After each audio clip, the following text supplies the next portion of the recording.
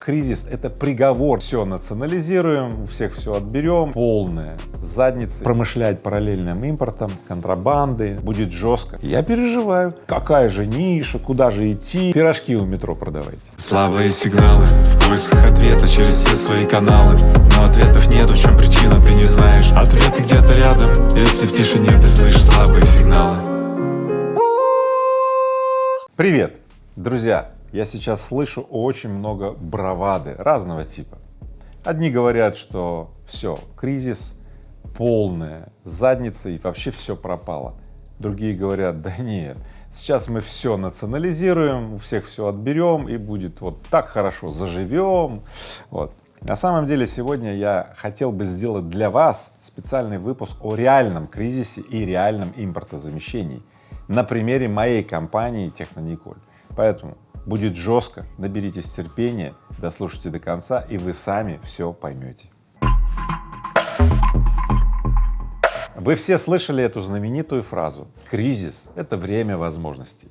Сейчас объясню, почему это не совсем правдивая фраза. Те, кто не начал бизнес в спокойные времена, сейчас его точно не начнут. Ну, смотрите, тем, кому Икея мешала начать производить мебель, или Кока-кола мешала начать производить там какие-то напитки и так далее. Ну, как они сейчас в этот кризис что-то начнут? Не начнут, конечно. Поэтому плохому танцору всегда сами знаете, что мешает. Для некоторых, кто вел неустойчивый бизнес, кризис вообще станет приговором. Ну, вы знаете, неважно, мелкая компания, средняя или даже очень крупная. Ну, как может крупная компания, которая вела неустойчивый бизнес в простые времена, успеть перестроиться? Ведь она очень неповоротливая, а кризис наступает очень резко. И надо все сразу менять. И вот тут вот эта вот фраза вообще не работает. Кризис — это время возможностей. Ну, ты только начал менять, а большой шкаф уже упал и тебя придавил. Поэтому, ребят, посмотрите на Microsoft, Apple и так далее. Все они выросли на обломках тех предыдущих гигантов. IBM, Walmart и так далее. Почему те гиганты не могли занять место Microsoft, Apple, Amazon? Ну как почему? Потому. Одно простое слово — потому. Поэтому кризис — это приговор для неустойчивых бизнесов. А для кого же кризис — это действительно время возможностей? Неужели нет таких? Есть. Они есть. Крепкие, смелые, сильные, поджарые. Я о них тоже расскажу, но чуть-чуть позже. Ребят, очень важный момент. Вот иностранные компании сейчас массово уходят из России. Какие плюсы у этого, какие минусы? Давайте начнем с минусов.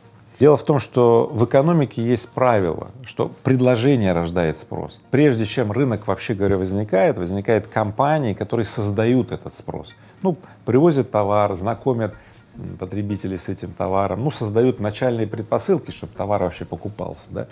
Вот. И если игроков количество уменьшается, то формируется рынок сильно медленнее, ну, как бы замедляется все, да? Поэтому уход из России иностранных игроков, он приводит к тому, что скорость возделывания рынков сокращается, и это безусловный минус.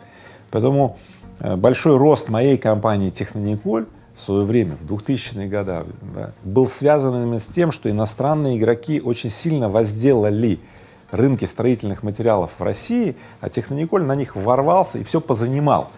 Да? И теперь кто же будет возделывать рынки, чтобы Технониколь их занимал? Вот тогда. Поэтому, когда иностранные компании уходят из России, я переживаю, да? Потому я всегда хотел бы занять рынки, которые возделали иностранцы, а теперь иностранцы уходят. Мне что теперь, самому их теперь возделать? Это безусловный минус. Но у этого процесса есть и плюсы. Плюсы — это непаханное поле.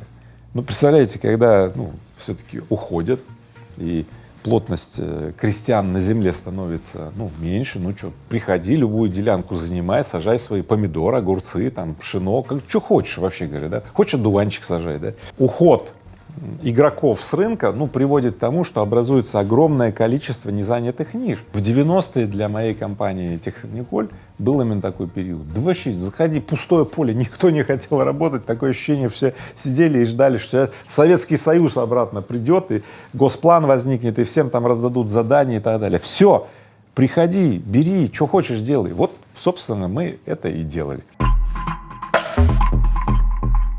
Импортозамещение или как мы в Технониколь заместили импорт, когда никакого импорта не было. Да. Ну, на самом деле слово импортозамещение, оно какое-то директивное, как будто бы кто-то с самого верха, там, например, Путин говорит, надо бы заняться импортозамещением, и все такие.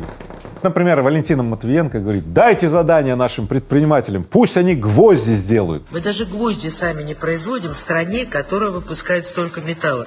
Но дайте малому и среднему бизнесу задание, но они наклепают этих гвоздей, завалят всю Россию. Приводила ли когда-нибудь директива по импортозамещению к тому, чтобы случались такие компании, как Технониколь, устойчивые? Ну вот я не видел. Я читал очень много учебников, справочек и так далее. Никогда директивные методы к этому не приводили. А что приводило? Моя компания Технониколь в поисках возможностей процветания, в поисках, а какой следующий шаг, она находила идеи, какие еще производства следующие построить, чтобы собрать большую добавочную стоимость под контролем компании Технониколь. Все 2000-е годы, по сути, мы один за другим замещали импортные компоненты на компоненты, которые мы начали производить в России. Так было со стеклохолстом, мы построили такой завод, так было с гранулами для кровельных материалов, мы построили этот завод, и так было с пленками, мы построили этот завод, так было со всеми компонентами, по которым иностранцы, которые поставляли нам, не согласились построить завод сами. Ну, мы буквально делали им ультиматум. Ребят, если вы не построите завод в России, мы сами его построим. Иностранцы смеялись и говорили, да ладно, что вы можете. По сути, весь успех моей компании Технониколь связан с тем, что мы освоили производство всех компонентов, составных частей кровельных и изоляционных материалов. Было ли это импортозамещение? Ну, как бы с одной стороны да, но на самом деле происходило оно не под лозунгом импортозамещения, а просто под обычным поиском предпринимателя, как укрепить свой бизнес. Поэтому на самом деле любой предприниматель органически настроен на то, чтобы его бизнес был более маржинальный. Поэтому естественное следствие здорового предпринимателя, да, это увеличивать количество контролируемых цепочек, из которых он создает свой товар. Понимаете? Количество переделов. Вот в результате Технониколь контролирует сейчас десятки переделов по продуктам, из которых состоит кровельный изоляционный материал. Поэтому устойчивость компании Технониколь такая значительная. Следующий сюжет не для тех, кому что-то там мешает, как танцору, знаете, что мешает, да? Следующий сюжет, он только для тех, кому ничего не мешает и кто только жаждет какую-то нишу, да? Какой бизнес следует начинать в такие непростые времена? Друзья, здесь все очень просто. Вы видите, вся моя история и история моей компании Технониколь, история всех моих самых успешных начинаний, она заключалась в том, что, ребята, гибко, быстро и очень настойчиво я вторгаюсь в нишу, где есть неудовлетворенный спрос. Во-первых, спрос уже есть, подчеркиваю, его не надо ждать, создавать, его уже спрос создали, например, иностранцы, и я вторгаюсь в эту нишу. Или иностранцы создали, они ушли, и вот ниша освободилась, да? Гибко, быстро и точно. Вот сейчас, например, нефтесервисные компании иностранные уходят. Это что означает? Все это громадье оборудования надо обслуживать. А кто будет обслуживать? Иностранцы ушли. Так они ушли, вы пришли, все. Кто-то скажет, не, нефтесервис это сложно и так далее. Ребят, я что скажу? Хотите попроще, пожалуйста, пирожки у метро продавайте. Но там очень много будет конкуренции, да? Поэтому, смотрите, смысл такой, что можно точно, быстро, гибко сделать очень простые вещи, которые очень легко повторяются, и тогда там Красный океан, конкуренция и так далее. А есть более сложные вещи, где меньше конкуренции, поэтому выбирайте. Но я подчеркну, точность, гибкость и скорость является решающей. Вот если вы будете сидеть и вынашивать, какая же ниша, куда же идти, давайте сделаем свод-анализ и так далее, все, тогда вы, скорее всего, это те, кому вот что-то там как плохому танцору мешает. И как раз для тех, кто хочет начать свое дело, определиться, какая цель истинная твоя, у меня есть для вас специальное предложение. Вебинар о целях. 9 июня в 19:00 приходи на мой бесплатный вебинар и, наконец, определись со своей целью, которая тебя драйвит, дает тебе энергию. Жду тебя на вебинар, ссылка будет в описании к этому видео.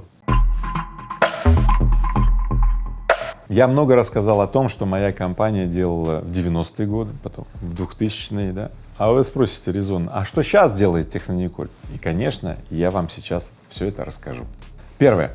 Некоторые поставщики перестали поставлять Технониколь оборудование, критически важное для того, чтобы заводы Технониколь работали. Ну и тут было самое время расстроиться, да, сказать: о, как же так, и перейти на ручной труд, опять поставить, значит, людей, которые эти пачки туда-сюда. Да нет, мы не расстроились. Мы стали искать в мире аналоги, заменители, но тоже ни хрена не нашли. И было бы самое то опять расстроиться, ведь не нашли, все, сделали же все, что могли. Нет, не все. Мы применили старый добрый прием обратного инжиниринга. Мы взяли эти примеры оборудования, да, подвергли их тщательному сканированию, да, каждую деталь это самое, да, и сейчас создаем такие контрольные образцы этого оборудования, и, скорее всего, это приведет к тому, что через 9 месяцев, примерно 9 месяцев, знаете, как ребенок рождается, да, вот, на свет в России появятся вот эти вот машины и оборудование, которые раньше мы импортировали из Америки, из Дании, из Бельгии, ну, с разных там стран, которые сейчас сказали: мы не будем вам поставлять, да, мы их будем производить в России. Вот такая вот вынужденность. Это что касается оборудования. Идем дальше. Спанбонды, геотекстили и огромное количество продуктов, которые раньше также завозилось там, с Чехии, с Испании, с Португалии, с Германии и так далее, мы сейчас не можем купить. И что мы? Расстроились? Ну, погоревали, правда, некоторое время. Ну что? Ну, поставили свои машины. Сейчас мы завозим массово экструдеры для того, чтобы производить спанбонд и увеличивать. И мы планируем войти в область геотекстилей. Уже прорабатываем площадку. Но мы не можем сидеть на месте, потому что спрос-то есть. Дороги России требуют геотекстилей, а поставки геотекстиля нет. Ну что Технониколь делает? Расширяет производство. Да, немцы, там, бельгийцы, они нам всякие там запреты на поставку экструдеров дают. Ну, мы находим эти экструдеры в Китае и так далее. То есть, видите, два подхода. То есть всегда в мире есть что-то, что можно найти. Если его нет, произвести это в России, ну, это просто дольше времени занимает. Ну, вот тем занимается наш Технониколь. Идем дальше. Никогда бы мы не пошли бы на такой новый перспективный рынок, как Индия. Мы давно примериваемся к рынку Индии, но знаете, как Индия далеко, там Технониколь развивается в России, в странах СНГ, в Европе сильно развивался, и нам было, честно говоря, не очень-то и до Индии. А теперь, когда в Европе развитие Технониколь, ну, как бы замедлилось, потому что, ну, ограничения на вывоз капитала, то есть мы не можем строить заводы в Европе. И в результате мы принимаем решение строить первый завод, даже комбинат в Индии. Но никогда бы мы не приняли это решение, если бы не произошли такие вот вызовы, как сейчас. Ну, наши инвестиции Технониколь, как я уже сказал, идут теперь в Индию, в скором времени, может быть, пойдут в Индонезию, во Вьетнам. Ну, я уж не говорю про Казахстан. В Казахстане мы думали построить один большой завод, а теперь там уже 4 больших завода планируется, целый комбинатище. И еще мне очень нравится вот этот проект, который в Технониколе мы сейчас разрабатываем, это так называемый дальневосточный комбинат. То есть близ Владивостока, в специальной экономической зоне. Мы сейчас проектируем огромный комбинат Технониколь с множеством продуктовых переделов, которые Технониколь знает, как сделать. Для чего?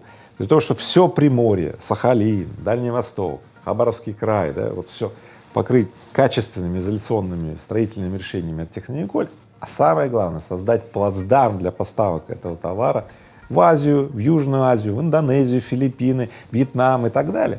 В общем, мы не сидим на месте, сама ситуация вынуждает нас расширяться, ну, мы как и сверхтекучая жидкость, знаете, закрыли вот один ход, ну, мы распространяемся в другие ходы. Какие еще сильнейшие программы сейчас вдруг случились, которые раньше не были возможны? Например, мы создали в Технониколе такую программу под названием «Тиктокари». Тиктокари — это программа переобучения блогеров, у которых перекрыли рекламные доходы из-за там по причине того, что рекламу больше нельзя там продавать в ТикТоке, там, в Инстаграме и так далее. Так мы берем и переобучаем. Более 300 блогеров записались на программу переобучения в Техноникуле. Да, мы хотим переопаковать этих блогеров, значит, переобучить их на работе на современных производствах и так далее. Я не знаю, честно говоря, что из этого получится, но я вижу там около 10 очень талантливых ребят. Ну, видите, конверсия не очень большая, 300 блогеров и 10 талантливых ребят. Однако, лиха беда начала.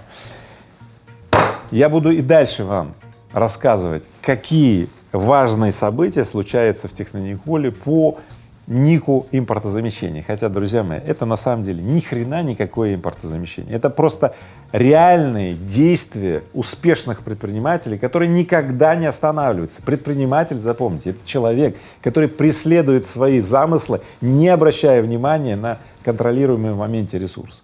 И если где-то нас там прикрыли, ну, это означает, наша энергия материализуется в других областях. Компания Технониколь потому и стала такой великой, величественной и имеет огромное большое будущее, потому что все предприниматели, которые в Технониколе, я, мой партнер Сергей Колесников, топ-менеджеры, которые в компании, и все сотрудники, мы всегда воспринимаем вот эти вот внешние обстоятельства как вызов, в котором мы сейчас сыграем. Сыграем не для того, чтобы просто поиграть, а для того, чтобы выиграть. И в финале давайте поговорим о том, какой может быть экономика России после этого жесточайшего кризиса, вызова. Использует ли российский бизнес, российские предприниматели возможности, которые принес этот кризис, возможности на структурное переустройство, да? Или российские предприниматели предпочтут, ну, скажем так, законсервировать, слиться, спрятаться и так далее, и российский бизнес будет вот промышлять параллельным импортом, там, контрабанды, купи-продай, и вот эти вот 90-е вот вернутся. На самом деле вот челночная торговля в 90-е очень характерно показывала, чем тогда занимался в основном российский бизнес в 90-е. Да ничем он не занимался. Одни бизнесмены скупали по дешевке вот эти вот приватизационные предприятия, сами знаете, все эти залоговые аукционы и так далее, а другие челноками возили там с Турции, откуда там вот эти вот шматье.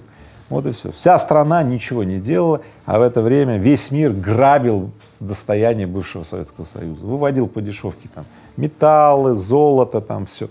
Вот и все.